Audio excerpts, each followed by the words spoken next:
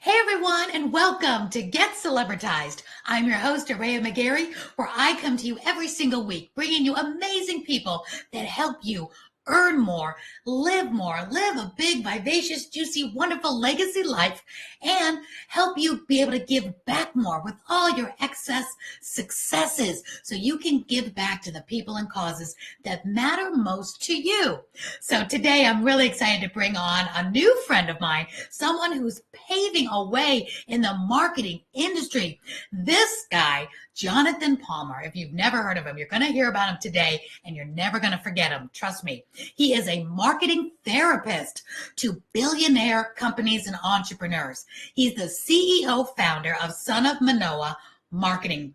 Now, you wonder what that is? Well, let's find out. Come on up, Jonathan. Let me bring him up here. Doo-doo-doo. Aurea, how you doing? I am such a fan of your story, your work, and I am so excited to have a conversation with you today. I've been looking forward to this. I'm even more excited, Jonathan. You know, you did a wonderful LinkedIn marathon. You've done 2 marathons now, and you are just a master on the microphone.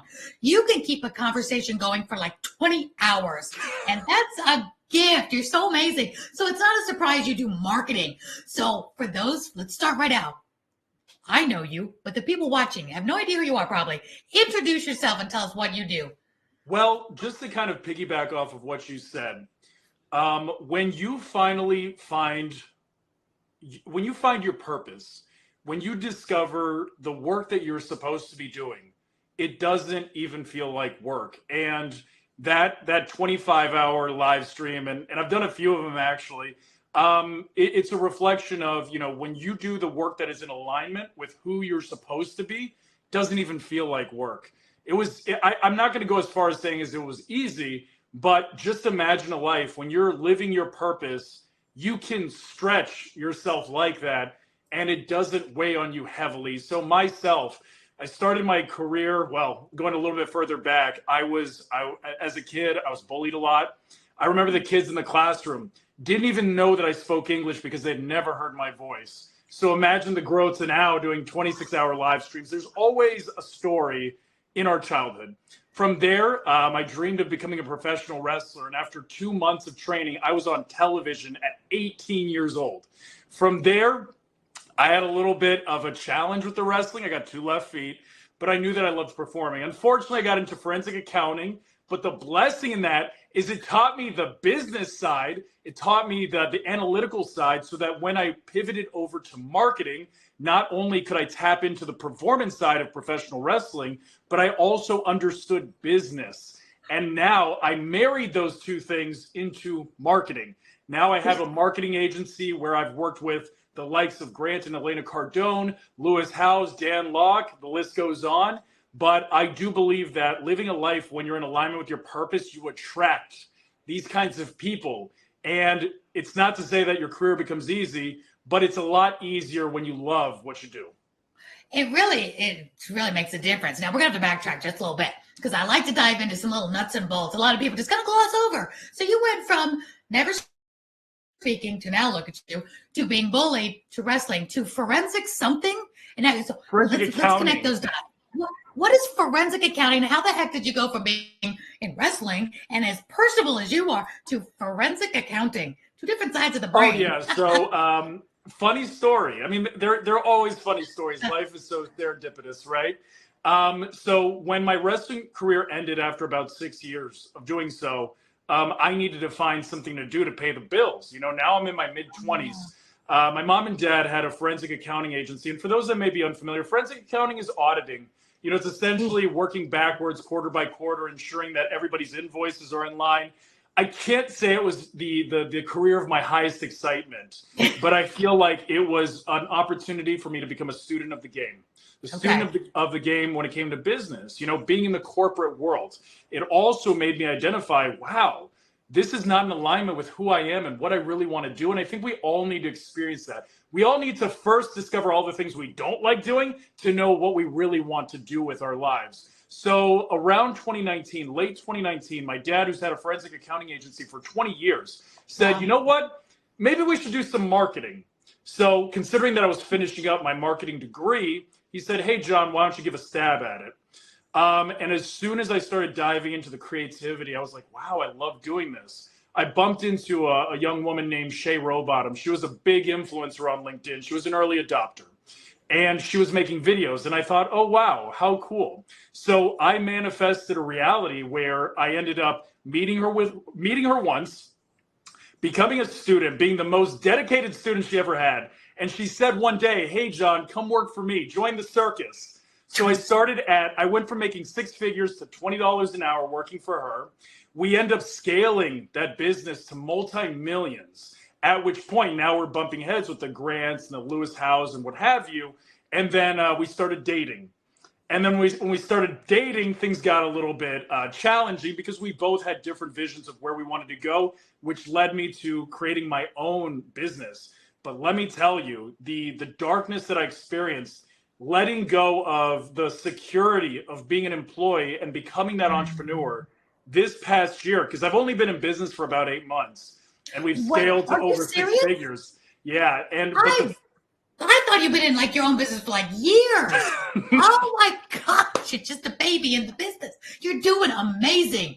Keep talking. They want to know how you did it because you just said something really important. That transition from leaving the secure job, even though it's $20 an hour, it's it's coming. You know what to budget because you were doing forensic, accounting. You know that budget is important.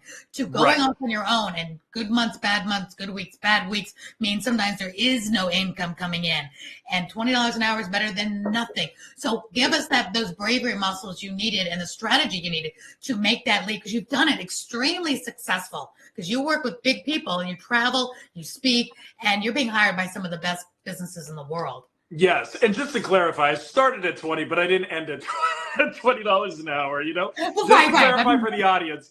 What I call my method to success is beautiful delusion. That is what I would call it. Beautiful delusion. I feel like the most successful people need to have a certain degree of delusion. You need to be a little delusional in order to step into that person that you were supposed to be in order to be successful in business. Because oftentimes, and I'll say this as typically our friends, our family, the people we surround ourselves with, they want to protect us. It's not, there's no malintent most of the time. They want to protect us. But if you surround yourself with people that have limiting beliefs or they haven't accomplished the things that you aspire to accomplish, sometimes it can be discouraging. So I feel like having a healthy dose of beautiful delusion and having that belief in yourself that you can overcome any obstacle, Aurea, you'd know probably better than anybody else on this planet, having that gives you the tools in order to push through those difficult days, those challenging conversations, and ultimately succeed. You are absolutely preaching the truth for sure. When you have to be a little delusional. All right. So I work with a lot of clients, a lot of women, especially that, all right, we got delusional in the bag. We know we got these big dreams. We're delusional. We can do this. We learn, forget the naysayers, have those balcony friends, stay away from the naysayers. Now, where I see the disconnect is those strategies and tools now to scale to profitability. Because now you've got to buckle up and say, there is systems to being a profitable success in business. Because everybody starts out with big ideas and wishes and hopes, and they do have a solution to a major problem, or they wouldn't be doing it. So help us connect those dots from the delusion to actual profitability. Absolutely. So there are a lot of tactics that go into it. It's not just airy-fairy manifesting and your reality comes true. There's a lot of work that goes behind it. And one thing that, I feel like it's almost like the two activities are in direct opposition with one another. Marketing inherently tries to preach the way that you can get to your dream outcome faster, quicker, more painless, and marketing always preaches that message. But if I have to pull the curtain and take people behind the scenes, to me, what makes people successful is doing the basic things perfectly first. So it took me, although I just opened my business 8 months ago, I have been stacking skills for years that created basically, I forget what it is that Abraham Lincoln said, but essentially, if he was given 12 hours to chop down a tree, he'd spend 8 of them sharpening his axe. right? Yes, I've heard that. I love that. And I feel like that is the magic behind it. I sharpened my skills. So I stacked a bunch of skills. And my belief is that is what builds your confidence. When you stack a bunch of skills, then you become undeniable. That builds your confidence to have the belief that you can actually overcome those obstacles. Without stacking the skills, you're more or less lost, you know? So that's what I did. When I was working in the other marketing agency, I learned how to sell. I learned how to market. I became a student of the game so that when it came time to open my doors, I wasn't expecting to get business immediately, but it's a byproduct of all of the effort that I put in. For example, what initially made me go viral on LinkedIn was I knew that I had to create my own lane. I had to be the best at something. Find one skill that you can be the best in the world at, a skill that you could be known for that nobody else has. And for me, I looked at the videos. I didn't think that I was the most handsome person on LinkedIn. I didn't think that I was the most entertaining, but I spent more time than anybody else editing the video. I would spend 40 plus hours editing a 2-minute video. And I knew because it wasn't about going wide, it was about going deep. And I knew that if I could edit a video better than anybody else, that was the one thing that would separate me from all of my competition. And that is how I grew in popularity. So smart, so smart. And what is your popularity? I put up your LinkedIn right now. Well, Jonathan Palmar, find him on LinkedIn. What is your popularity now? Now, what is your strength on LinkedIn? Is it the amount of followers or the amount of engagement? Because we know that could be a little smoke and mirrors, and other people say, I've got so many followers, but you have so many great engaged followers. That is what it is. That's the key. So at one time I had over 200,000 followers on LinkedIn. And then I went quiet for about 2 years because I went back to sharpening my axe. Learning the skills. Smart. Cumulatively over social media, I have over 100,000 followers, but it's not about that. Every video that I would post would generate between 150,000 and 250,000 views. So of the audience that I do have, everybody was hooked, everybody was watching, everybody was engaging. And for those that might not be as familiar with social media, that is actually the magic, is building a tribe of loyal followers that will watch everything that you create. It's one thing to have an audience and another to have a following. When you're trying to sell something, you don't want an audience that just happens to watch your content. You want a following. You want a tribe of dedicated individuals that can be your cheerleader for your next business opportunity. I like to call them your fanatical audience. You get these fanatical fans. That's what happens in podcasting. So I'm going to ask you a marketing question in a second, because that's what happened to me 3 years ago when I went to TV podcasting and jumped in the podcasting world because it's trending. But I didn't do it the normal way. I turned on the cameras. I've always been a TV podcast because I know I love the camera and I love seeing you and seeing people interacting. And you're great at it. You are excellent at it. I love this, but I can't imagine just sitting here and talking to you on the phone and having just the audio. This is how I thrive. This is my wheelhouse. So I love that. And then, of course, we can pull out the audio, make it on the podcast airways. But with that, I know how important it is in my marketing plan that I jumped in the podcasting world, part of my marketing strategy. Like, you do editing better than anybody. That's your piece. Mine is the video and doing this. So tell me, in the marketing world, things change so fast. One thing that's kind of steady is podcasting is really popular. Videos, Instagram Reels, YouTube Shorts, TikToks. And I'm going to say my generation, 40 and up. I'm up from there. But let's just say those of us who weren't brought up with computers and social media. I mean, this was a new thing for us these past, 10, 20 years. So what is the best marketing strategy you can give to the business owners that they're getting a little overwhelmed? Okay, you're saying marketing. There's LinkedIn, there's Instagram, there's podcasting, there's YouTube. How do you decipher? Do you go with what you know you need to do and get good at it? Or do you do where you're comfortable and dive deep into that? Or do you hire people to go into the places that must be done now? Because in this day and age, if you're not here or doing this, you're not going to be successful. What say you? Such a great question. We could go so many different directions with the question, but I would say that it is imperative that you get a coach, you get somebody that understands social media. You need a teacher, because essentially, imagine for a moment that you decide to go into the Amazon rainforest and you need to find a very specific location, but you don't have a map. Now, on social media, they preach, like Gary Vaynerchuk, he'll preach, just post a lot of content, 10, 15, 20 pieces of content a day. But my belief is that's like going in the Amazon rainforest, looking for a specific location without a map. Who has time for that? If you're working nobody has time business, you're marketing, but then you have no business to sell them. Right. So it's like going in a bunch of different directions and not knowing if you're actually making any progress. So number one, I would say, and there's so many resources online, it's not that hard to find. My favorite places, I'm giving you guys all the secrets that I give to my clients. My favorite places to search are Reddit, Quora, which is a great resource, and YouTube recommendations. So if you type in a keyword like digital marketing into YouTube, it will give you the cheat code. It'll give you recommendations on where you should start. Reddit, type in a word on Google. Maybe it could be pharmacist marketing, and then type Reddit at the end. And then you have a community of people that are engaging, because Google at this point is just a whirlwind of SEO. It's an SEO game. You're not going to get the quality advice that you want.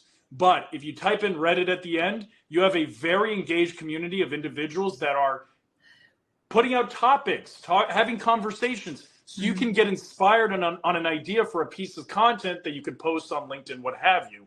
But at the end of the day, the best advice that I could give to people about social media is treat your website as a list of the services and the benefits of your offer. But your social media is supposed to express and articulate the experience of working with you. They get to hear your voice. They get to see you on camera. They get to experience and get a little bit of a teaser of what working with you would be like. Think about what is the most intimidating part of getting a job. It's sitting for the interview. What is that individual going to be like? What is HR going to be like? What is the boss going to be like? There is so much fear and resistance that goes into that. Now imagine doing business with somebody else. If you can, because the coolest thing for me is when I'll be walking down the street or I'll go into a restaurant and somebody will approach me because they recognize me from one of the media places that I'm from.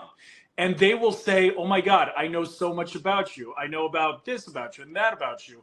And it creates this level of comfort so that when the time comes to do business, they already know so much about me that when it comes to like closing the deal, I'm just collecting the credit card because they got the full experience because of everything that I put out on social.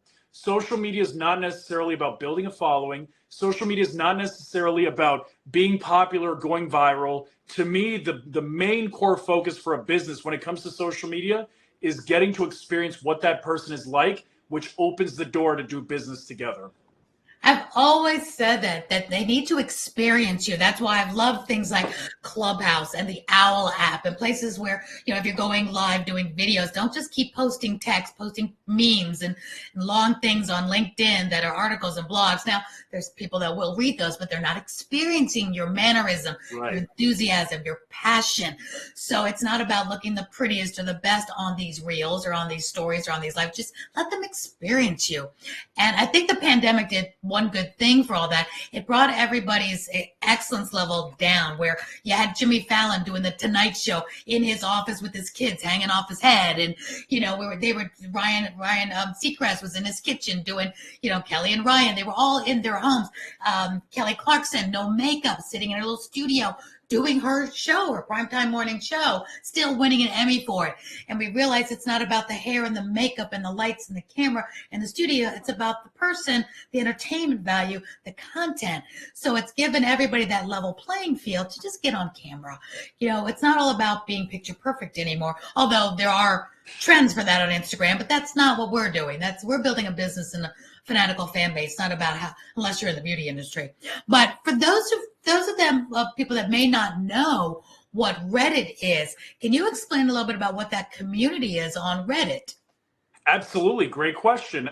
So I've essentially, I do feel like millennials have a little bit of an advantage, right? Because we essentially grew up with the internet. We're the final generation. So we need to hire you guys. Right. We're the final generation that somewhat remembers what life was like before the internet, but we have the benefit of growing up and being trained into social media from day one. Like, and I'm talking about back when they had chat rooms and discussion forums and what have you. We got to experience all of that. So because we did that, Reddit is essentially an evolution of discussion boards, which is early internet. So the thing about discussion boards that made it different than social media is there wasn't the pretentiousness. There wasn't the photos and what have you. This is all about a community of people that share different types of hobbies and habits, and a safe place for people to go without the judgment of the likes and the comments and the social media engagement. So it's social media without the pretentiousness. It's just deep, heartfelt conversation. So Reddit allows you to tap into those conversations and understand what is the temperature in the room as it relates to a certain topic without the vanity metrics. And that's why I love that community so much. That's neat. So business owners can go in there. It's kind of like there's a website, Ask the People, Yes. or Answer the People, Answer the Public. Answer the Public, yes. Answer the Public. And you can, put in you're a psychotherapist or you're a health and wellness coach. So I always say God gave us 2 ears and 1 mouth, 2 ears to listen twice as much as we talk. So if we listen to what our audience needs from us, we know we could throw up on them all day long and give everything we know, right? But what do they need? What is their pain point today? Not a year ago, pre-pandemic or whatever, Right. What they need today. So we don't stop talking and say, okay, what do they need? So then we can create a program or a masterclass around that. Oh, and you can see those trends. Because I see Reddit shows up a lot when I'm searching, and I know I have other clients that wonder too, what exactly is it? It keeps showing up when I'm looking for an answer to something. So I thought it was kind of like those chat rooms, but that makes so much sense how you explained it, how you can get into the conversation and ask it. So the best way to find a Reddit, you're saying, is go to Google, put in, what would you put in? Like a keyword. Whatever industry you're serving in, and then just type Reddit right after. It's that Perfect. simple. And something that I'm a big believer on, and I feel like this might be one of the most important pieces of advice that I can give anybody on listening right now. Always be an early adopter.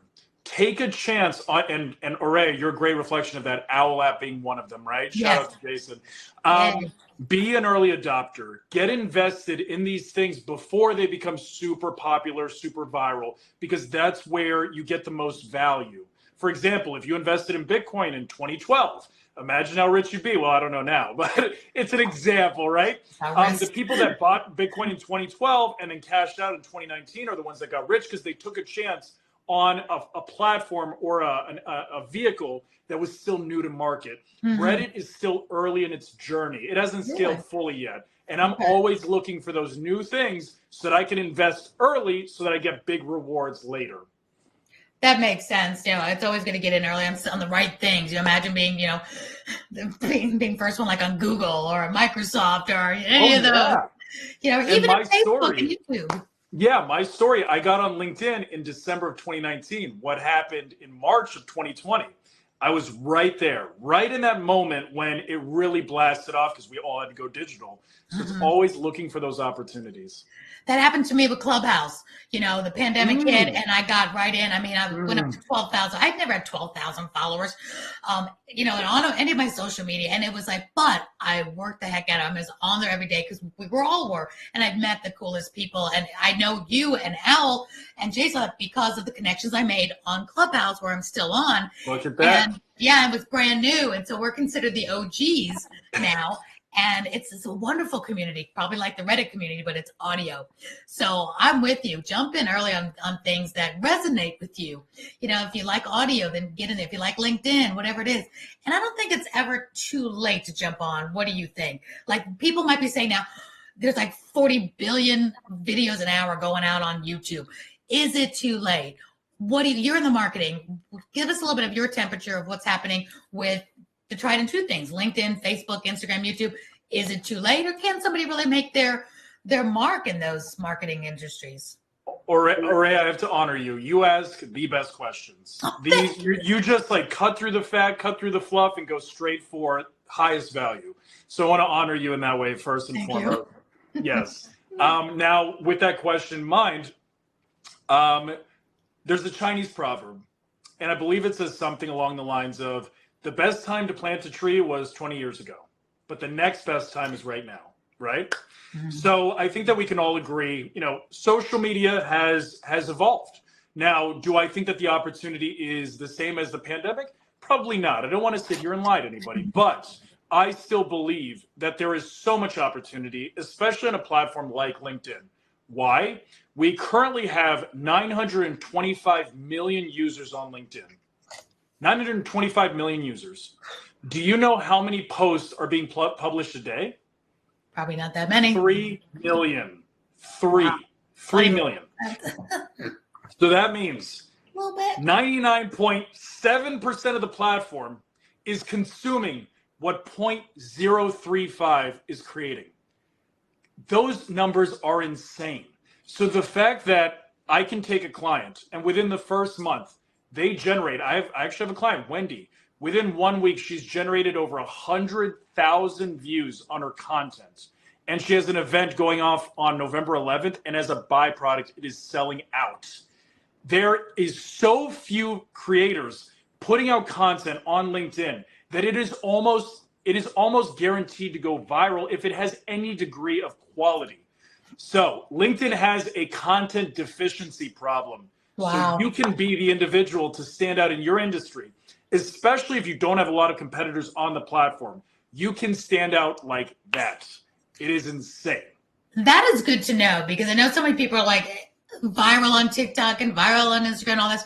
And again, my generation, I'm just going to say, 40, 45 and up, are thinking, oh my gosh, is my audience even there? Is it worth the time? And we've seen some success stories. We've seen some businesses really do well with TikTok, whatever. But I think people have thought that LinkedIn was much more article driven. So can you give us a couple of tips of what LinkedIn is now? Because I know it's changed. Like, I do a LinkedIn room now every Wednesday morning at 10 a.m. with two of my friends that one of them does PR and press. I do podcasting and TV. And my other friend does scaling your business. She's like, used to run restaurants, $1 million restaurants. So we bring our forces together, and we've just been doing the audio rooms weekend to get some, traction. But what is like a tip without giving away all your secret sauces? But I'm here to give them all away. I'm here to give them all away. Yeah, give them all away. And I want it, and because I'm going to say this because I think that that's one of the biggest misconceptions that people have. They have such a resistance about giving it all away. Now, it depends on what industry you're in. But I find that even because I've spent years giving away every secret on I've probably done hundreds of podcasts all over the place. And I have given away every major secret that I have. Wow. Because here is the reality. Even if you give everyone all of the secrets, 99% of people still won't take action. They still won't do anything with the information. You're right. So I have no fear about giving it all away. Also, I believe in a God, and I know that I'm going to be divinely protected as long as my heart's in the right place. And finally, another thing to mention is when it comes to a great coach, coaching is not about information. It's about customization and implementation. Yes, it is. And implementation is huge. We all need somebody to help us cross over the finish line. Exactly. You can know how to do the race, but you have a coach daily helping you get in shape to help you get across that finish line. You're never going to get over it. So exactly. I'm with you. 99% of the people fail because they don't take action, or they don't know how, or they get to an obstacle and like, now what do I do? Because you can give us all the books you want. Oh, we'd all be brilliant bazillionaires if it was information, because we have access to every book in the world. We have access to Tony Robbins, everything he's ever done or read. But why doesn't we just take it and run with it? Because you need that person to help you, assimilate it and take action on it. Right. If we go back to the Amazon rainforest example, I can give you the map. But wouldn't it be nice to have a tour guide that is literally taking you along the journey? They're taking control of it, right? And kill the snakes along the path. Yes. And also the customization method, because let's say that I were to develop a course or I write a book about social media. People will still have the hesitation because they're going to wonder, well, I'm a special snowflake. How does this relate to me? How can I implement this for my specific challenges? So the fact that I could jump in and go into the trenches with that individual and guide them on how I would approach it closes the sale. And there was one more thing that you said that stood out, and I didn't want to forget it.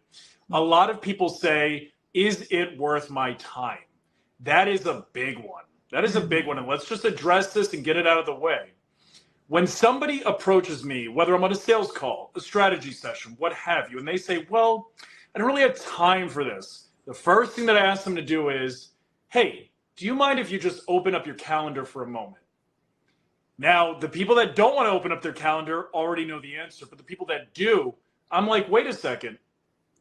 You have a gap here, you have a gap there, and then you have all of those hours. And then on top of that, you have 140 days out of the year that you're not in the office. They're called weekends. So when an individual says, I want this more than anything else, and I look at their calendar and I see blank space, I'm like, well, I see an opportunity there. I see an opportunity there. I see an opportunity on that weekend, because the reality is, in order to live the life of your dreams, there will be sacrifices. Yeah. There is something that you will have to pay for that success. So I just look at their calendar, and typically I find the opportunities where they can find a way of creating content. We also know that any one of us could cut out some TV time or some, Absolutely. We don't want to take it all. We have to have rest and relaxation. We have to have our weekend or your Sunday. We get that. But there's always those things where you're sitting down and you could make it more productive. Nobody's working 24/7. We say that we feel like we're working 24/7. There's always those times where, you still have some more energy, but because you're not strategized, you don't want to bend up, you sit down and you watch TV for an hour, when you could have, if you had a goal, take that hour and do your social media, do something else. Or even 15, 20 minutes. Because Sure. if you're filming a 1 minute or 2 minute video, which is kind of what I consider the ideal. And I want to get into some LinkedIn tactics next. But if you're filming a 1 to 2 minute video, I'd say spending 10 minutes researching, trying to identify what are the pain points of your clients, what are some of the challenges, Right. and how you're the solution, you're the bridge between them, their current situation and their desired situation. 10 minutes of research, 5 minutes recording, 1 minute throwing some captions on it, you're good to go. That's all you need. And if you do that every day and aspire to just improve 1%, the compounding of that activity over the course of a year or 2 years, you will be viral. You just have to put in that legwork, those first couple of videos that you're putting out and they're not getting traction.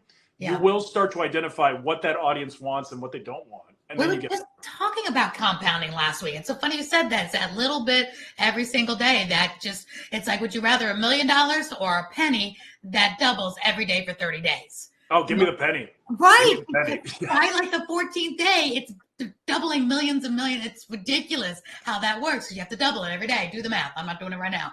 But yeah, it works. So you're right. That compound works. So, all right. So I love your attitude. I love you want to give it all. So, all right, guys, we're going to ask him for all of it. LinkedIn, give us your tips. What's your best tips then for is it audio? Is it articles? Is it video? Because LinkedIn is a little bit more of a mystery to a lot of people. They're still thinking you get in there and you do articles. Tell us what LinkedIn is today and how we can best utilize it. So there may be some that believe that I have a bias for video, but I will clarify why it is so important in the time that we live in right now. I'm with you. With the rise of AI, now we're to the point where we can have somebody write our content for us. Social media, it depends on who you are, but most individuals at this point understand and know the concept of a ghostwriter and the concept of having media teams that create content on the behalf of others. Yeah. So if you really want to build trust with your audience, and if you really consider how much of communication is nonverbal, then you understand the value of creating video content. There's no better driver of building the know, like, trust factor than getting on camera. Because when an individual sitting in their backyard, sitting in their house, sitting in their office, and they just look directly into the camera and they deliver a message, we connect with them on a level that can't be replicated through text, through a picture post, through a caption. So I would encourage people, if you want to generate leads faster, then you need to get on video. Now that we know that video is the vehicle to success, how do we optimize it? The reality is that 84% of people watch their videos with the sound turned off. So you absolutely need captions. Now, here's a little secret that I'm going to give you. You can actually go on Instagram and you can film your video on Instagram, and then you're going to go to the top. There's a smiley face. There's a little smiley face thing, a little icon. Click on it. You can add captions. Absolutely free, and it transcribes them in 5 seconds. Now you have a video with captions. You hit the save button. It saves it to your phone, and then you upload it to LinkedIn, and you've got captions done. I love now that. You remediated that, right? That is a great hack. Now, I want to ask you something. Okay, when a lot of people think they can do a video on one platform and it cross-pollinates, but a LinkedIn audience is different than a TikTok audience, than an Instagram, than a Facebook. So do you do that Instagram one? You don't even have to post on Instagram. You can just do it and get it downloaded. And it's not your Instagram post. That's the key. But it's also vertical now. So is that okay to post a vertical on LinkedIn? Yes. So that is a fantastic question. Not surprised. That is a good question. 55% of LinkedIn is still consumed through desktop. So desktop still reigns supreme. Now, with that in mind, you still have the 45% of your audience that is consuming the content on mobile devices. And we know that it's going to head more in that direction. So I would say you can do either format because it's almost 50-50. I get a lot more comfortable doing the real style, which is the vertical that we talk about, because that's the direction. And then there's just a blank side on both sides, though, because even if you're watching a vertical on your desktop, and we're used to seeing that anyway, with the two black on the side because it's vertical. So it's not like a big deal like it used to be. Again, through the pandemic, we see that all the time now. It's become more part of our visual. We're not saying, ooh, what's that? We're used to seeing vertical, even in a horizontal box. So right. I would say that the best piece of advice I could give about that is your ideal prospects. How would they be consuming content? If you are, like, for example, if you are in the travel industry and you have, like, let's say that you have, cruises and you're promoting it, and you're posting content on the weekend because that's when somebody might make that kind of purchasing decision, right? Then you might want it to be on a mobile device, because it's kind of a dream concept, right? But if you're an accountant or maybe a lawyer, then maybe it'd be better to do a desktop version, which is the horizontal. So think about your dream client. How would they be consuming content? What would be the best for them? Would they be on a desktop at 9 o'clock in the morning with their laptop open watching your content? Or are they going to be looking on their phone to consume it? So their behaviors is very important to deciding which one you go with. That's great point. Yeah. Great point. Another hack that I want to give you guys is 2 things. Number 1 is hashtags. Everybody wonders about what kinds of hashtags I should use. Hashtags. This is going to blow everybody's mind. Okay, blow our minds. Hashtags are completely broken on LinkedIn. Don't even waste your time. Hashtags are broken because unlike other platforms, on LinkedIn, you have a live feed, but you don't have a discovery page. So you only have the content that your followers show. So because there's not differentiation, LinkedIn basically doesn't know what to do with their hashtags, so they don't add any traction. It's a great way to organize your content, but it won't move the needle. Okay, now, good to know. If you do want to move the needle and you do want your content to potentially go viral, I've got a really nice hack for you. Okay. You want to post between 10 o'clock a.m. EST and 1 o'clock p.m. EST. Those are the golden hours on LinkedIn. And within that time, you don't want to post at exactly 10 a.m. You want to post at like 10:13, 10:15, because everybody's automated software sets their content to go off at the top of the hour. And we're all competing for that very top spot on LinkedIn, that very top spot. So when you post at like 10:13, you have a higher probability of your content standing out because everybody else is posting 10, 10:30, 11. So that's been my hack to get clients to go viral faster. That's a great hack. I would have never thought about that. And I thought I knew a lot about marketing. That is such a good hack with such great reasoning behind it. You're right. I always, even my shows and everything I do, it's top of the hour because we all think top of the hour. We don't even think the half hour. I always think top of the hour. Either doing 9 or 10. And 10 to 1 Eastern. So that's the middle of the day. So on LinkedIn, that was always my question with LinkedIn. Since LinkedIn is a very business audience, are people really, sounds like they're watching it while they're at work because they're not watching afterwards, but then they're saying post it during the day, but isn't the LinkedIn audience busy working in their business? But I guess not. They're watching at the same time, right? Because it's a networking platform, the psychological behavior that people have for the platform is not the same. It's not passive passive dopamine hits like it would be on an Instagram or a TikTok. Right. People around those hours, when you look at like sales individuals, for sales individuals, that is their breeding ground to generate business opportunities and leads. So they're very active on the platform. You have a lot of executive assistants that maybe their boss asked them to do something. An executive assistant is the magic individual you want to tap into on LinkedIn.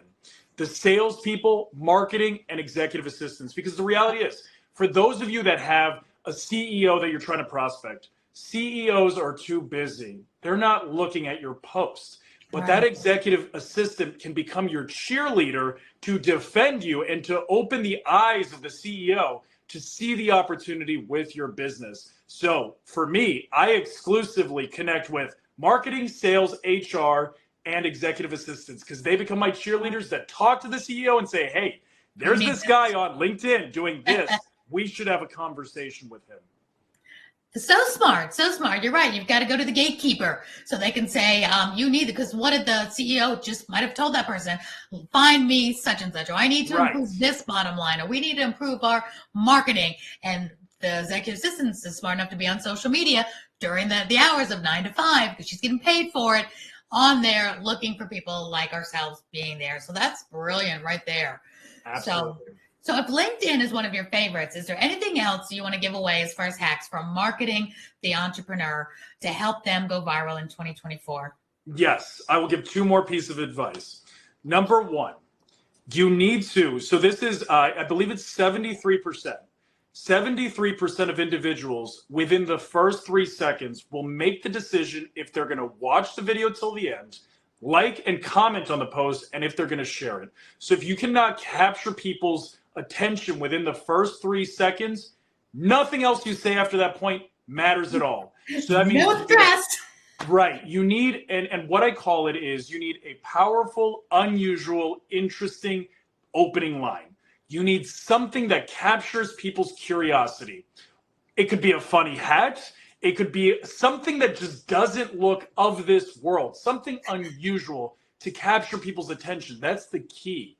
And I'll give an example really quickly. I had a client, his post got 8 million views. And he's like, John, how did my post get 8 million views? And I said, how did it not? It was a miniature horse the size of a dog that was in a lake that had a round flotation device around its torso playing with kids. That is so unusual. It is impossible for it to not go viral. Sure. And that is how he was able to do it. Think the unusual. How does that translate to business, though? Because I know I had a video about 2 years ago that got 500,000 views within like the first 3 days.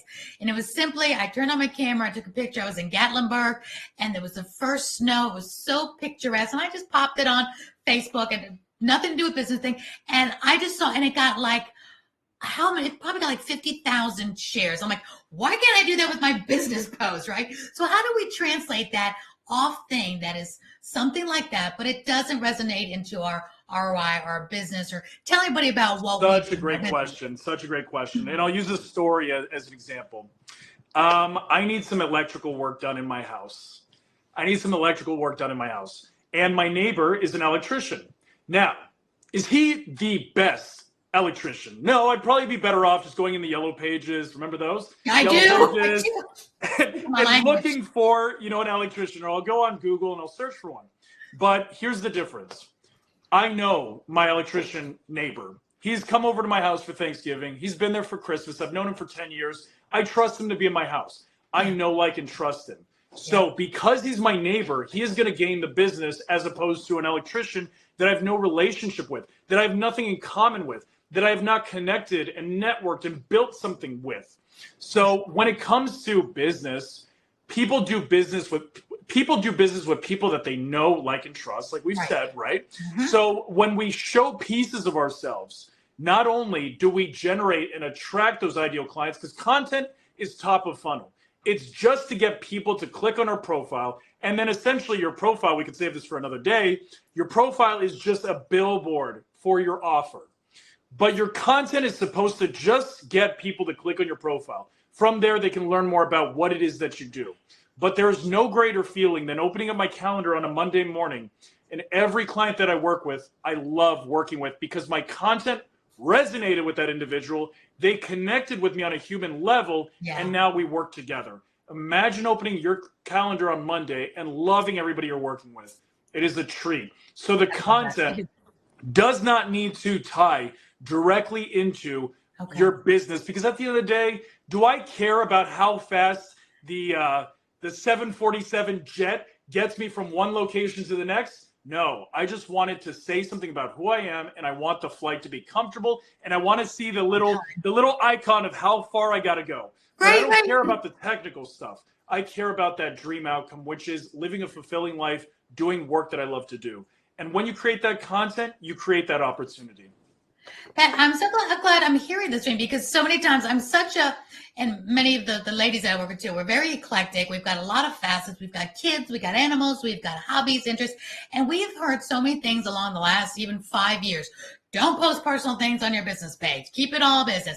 Make that thread look great, or post it all and let them see your dogs, your cats, your hobbies. And we get so confused. But you have the results to show for it. You're getting clients good viral results, and you're doing it. So give us, before we have to close up, I want to definitely have you back on. Yeah, my goodness, time goes by so fast talking to you. That's why you do 24-hour marathons. Only you. Goodness gracious. I love it. Thank you. Thank you. Good. So if you could leave us with this, because I know we've done a lot on this one show alone. All right, that happy medium. And I'm a really good example of this, where I have 4 dogs and 2 cats. I love animals. I love going out, be with my family. How much should I show of myself to let them get to know, like, and trust me, versus giving content, giving great tactical advice, giving them the goods? So how do you balance that where it's not too much of one or the other? Right. I love that. So we got 2 things. One is the John Mayer rule.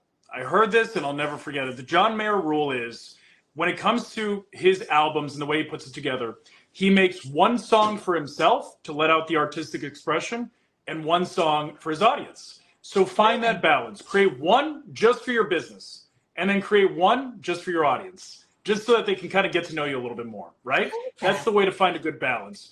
But in addition to that, now that we kind of have that, another way to do it is, now I'm losing track of my thought right now. It's like I felt the pressure that he was on a little bit. It'll come back to me. But essentially, yes, I would say that's a good place to start. Like a 50-50. And should you post more than 1 time a day? I know every platform is different. So we're on LinkedIn, Rob.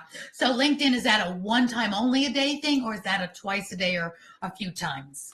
Great question. So considering that LinkedIn has a content deficiency problem, your post that you create on Monday will continue to get traction days afterwards. So Wendy, my client, even though she got 100,000 views this week, she only posted 3 times. 3 posts, and they generated that much attention towards her offer, right? So you only really need to post 3 times a week. That's what I tell people. And also, this is super, super important. Imagine you're at a dinner party, and it's a room full, it's a table full of people that you respect to the highest level. Are you going to just speak anytime you have a thought that comes in your head?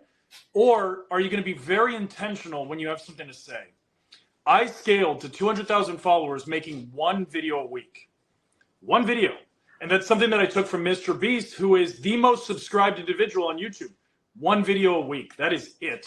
Because when the intent is the highest and you respect your audience, that is when you really move the needle. Don't just put anything out there. Be very intentional. Respect your audience, and they will continue to come back for more.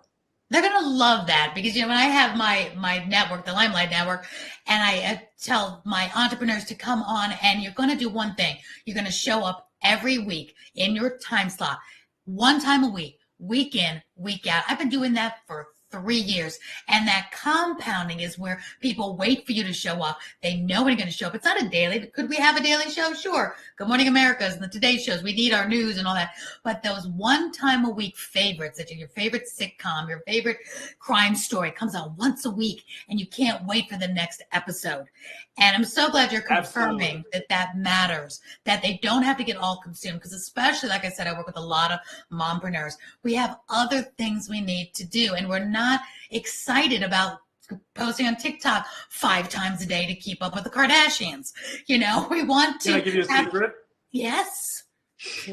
Okay, everybody listening right now, you cannot tell anybody that I told you this, okay? Not like anybody watching, right?